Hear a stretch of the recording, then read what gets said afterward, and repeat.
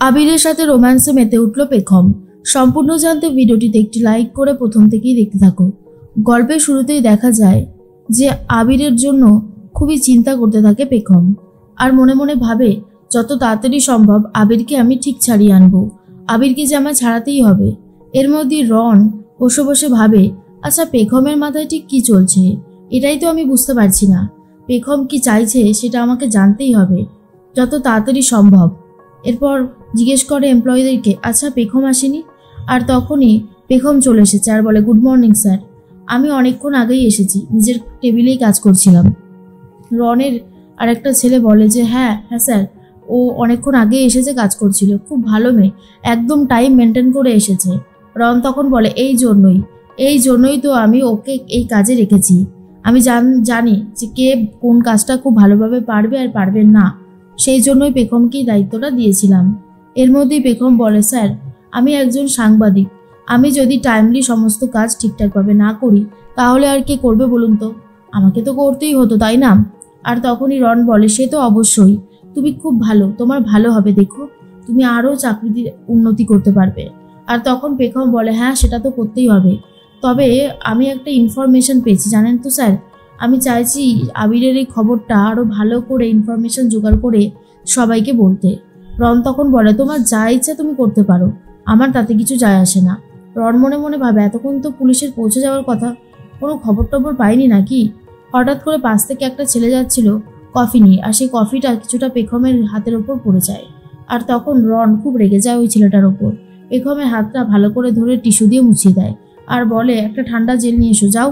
আর মনে মনে পেখম ভাবে, এতটা কাছাকাছি চলে এসেছে রন আর আমার অস্বস্তি হচ্ছে, কিন্তু আমি চাইলেও এখন কিছু করতে পারবো না, এখন কিছু করতে গেলে সেটা হিতের বিপরীত হয়ে যাবে, তাই আমাকে আগে শান্ত থাকতেই হবে।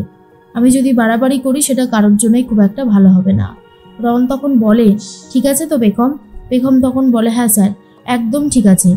রন বলে মনে মনে, পেখমের মনের ভেতরে অন্য রকমের কিছু একটা চলছে যা আমি খুব একটা বুঝে উঠতে পারছি না, তবে হাল ছাড়লে চলবে না, আমাকেও শেষ পর্যন্ত চেষ্টা চালিয়ে যেতেই হবে যে কি বলছে আর কি করছে।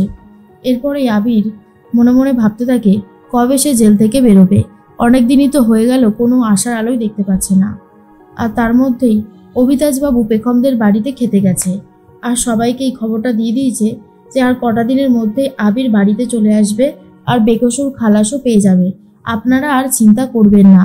ঠিক তখনই স্বর্ণালী বলে, তোমায় যে কি বলবো বাবা, তুমি যে আমাদের কত বড় বিপদ থেকে বাঁচালে সেটা আর তোমাকে কি করে বলি, তুমি সত্যি অনেক ভালো, তোমাকে দেখে মনের জোর বাড়ছে, বুঝতে পারছি এবারে হয়তো ভালো কিছু হতে পারে। অভি তখন বলে, ভালো কিছু তো হবেই, দেখবেন ভালো কিছু হতেই হবে, না হলে কি আর হয়, আমি আছি তো, সব ঠিক হয়ে যাবে। এরপরেই তখনই স্ত্রী বলে, খান, আপনার যা যা লাগবে পছন্দ মতো না সবই রান্না করা হয়েছে। তখনই দাদু বলে, আমার তো তোমাকে দেখেই ভরসা করতে ইচ্ছে করেছে আর আমি করেওছি, কিন্তু বধুয়া কোথায় গেল? তখনই কাকিমণি বলে, ওই মেয়েটা তো এখনো চাকরি করতে চলে গেছে, ওই মেয়েটা নিজের যা ইচ্ছা তাই করে যাচ্ছে।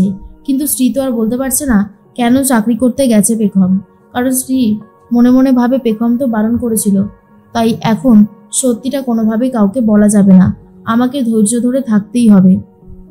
এর মধ্যেই অভিবাবুর কাছে ফোন এসেছে। অফিসার ফোন করে বলে, আমরা আবিরবাবুর বাড়িটা সার্চ করব, আমাদের কাছে খবর আছে উনি এই কুকর্মটা করার জন্য যে টাকাগুলো পেয়েছিলেন সেগুলো বাড়িতেই রেখে দিয়েছে। অভিতাজ বলে, ঠিক আছে আপনারা আসুন, আমিও রয়েছি। স্ত্রী তখন বলে, কি হয়েছে? অভি তখন বলে, হয়েছে অনেক কিছুই, আসুক তারপরে বলবো, আগে আমাদের ইনভেস্টিগেশন হবে, তারপরেই, ইনভেস্টিগেশন হওয়ার আগে কোনো কথা লিক করা যাবে না। তখন অন্যদিকে মনে মনে একটা কথাই অভি ভাবতে থাকে, এটা কি করে হতে পারে, না না অফিসারদের কোথাও একটা ভুল হচ্ছে। এর মধ্যে অফিসাররা চলে এসেছে আর আবিরের ঘরটা তন্ন তন্ন করে সার্চ করতে থাকে। ব্যালকনিতে এসে বাইরের গাছগুলো তো দেখতে থাকে সব ঠিক আছে কিনা, আর বলে, স্যার সব তো ঠিকই আছে, তাহলে কোনো তো ভুলভাল খবর পেলাম নাকি? অভিদাসবাবু বলে, মনে হচ্ছে তো সেটাই। এর মধ্যেই পেখম ফোন করেছে আর বলে, অভিদাসবাবু আপনি আমার বাড়িতে নিশ্চয়ই গাছের টপ ফপ খুঁজছেন। তখন অভিবাবু বলে, আপনি কীরকম মানুষ বলুন তো, আপনি কি সিসিটিভি নিয়ে চলেন নাকি সবসময়, আপনি কি করে জানলেন আপনি? তখনই পেখম বলে, শুনুন তাহলে, কাল রাতে আমার হঠাৎ করে ঘুমটা ভেঙে যায় আর তারপরেই আমি উঠে পড়েছিলাম আর পরেই দেখতে পেয়েছিলাম ওইখানে একটা ব্যাগ রয়েছে আর ব্যাগের মধ্যে রয়েছে অনেক অনেক টাকা। আসলে এটা পেখম দেখে নিয়েছিল, তাই রনের হাত থেকে এইবারের মতো আবিরকে বাঁচিয়ে দিতে পেরেছে পেখম। স্বর্ণালী তো রেগে যায় আর বলে, সত্যি আমি আর পেখমকে সহ্য করতে পারছি না। আমার ছেলেটার এরকম ক্রিটিক্যাল অবস্থা, আর ও এই সময়তেও ইনকাম করার জন্য চাকরি করেই চলেছে। সব সময় একটা লিমিট থাকে। বাবা, আপনি কিছু বলবেন না? পিসিমণি তখন বলে, আচ্ছা বড়, ও যদি নিজের স্ট্রেসটা কাজের মাধ্যমে দিয়ে কমাতে চায়, তাহলে তুই বা এত জেদ করছিস কেন? আর ও এইভাবে কতদিনই বা বাড়িতে বসে থাকবে? ও কাজ করতে গেছে, আমি তো বলবো ভালোই হয়েছে। কাজ করলে শরীর আর মন দুটোই ভালো থাকে, তাই অনেক বেশি ভালো এনার্জি পাওয়া যায়। এর মধ্যে স্ত্রী তখন বলে, একদমই তাই। আর শোনো, তোমরা পেখমকে নিয়ে অত বেশি কুটকাচালি করো না। পেখম খুব ভালো মেয়ে, ও সবসময় আমাদের পাশে থেকেছে আর এখনো থাকবে, কথাটা মাথায় রেখো। এদিকে পেখম ভাবে, কবে যে সব ঠিক হয়ে যাবে, আবারও আবির আগের মতন বাড়িতে আসবে, সবার সাথে কথা বলবে, হৈ হৈ করবে। এই দিনটার জন্যই অপেক্ষা করে বসে আছি। রন রায়, তুমি অনেক অনেক অন্যায় করেছো, আমি তোমাকে ছাড়বো না। একদম সঠিক সময় চলে এসেছে তোমাকে জব্দ করার জন্য। এরপর তোমার এমন খারাপ অবস্থা হতে চলেছে না, যে তুমি ভাবতেই পারছো না কি অপেক্ষা করছে। অভিতাজকে অফিসাররা তো বলে দিয়েছিল কোনো টাকা পয়সা পাওয়া যায়নি। অভিতাজ বুঝতে পারে কেন পাওয়া যায়নি, আর এরপর ভাবে পেখমের মাথায় সত্যি বুদ্ধি আছে। ওনার মাথা সব থেকে বেশি আলাদা। যেভাবে একের পর এক কেস সামনে চলেছে, ভালোই লাগছে। শ্রী তখন বলে, অভিতাজ বাবু, আপনি আসবেন তো আবার? অভিতাজ বলে, হ্যাঁ নিশ্চয়ই আসবো, আপনি এসব নিয়ে একদম ভাববেন না। তার মধ্যেই পেখম ভাবে, আমি যদি আজকে আবিরের সাথে থাকতাম খুব ভালো হতো। আমাদের জীবনটা তো এরকম হওয়ার কথা ছিল না, তবু যে কেন এরকম হয়ে গেল।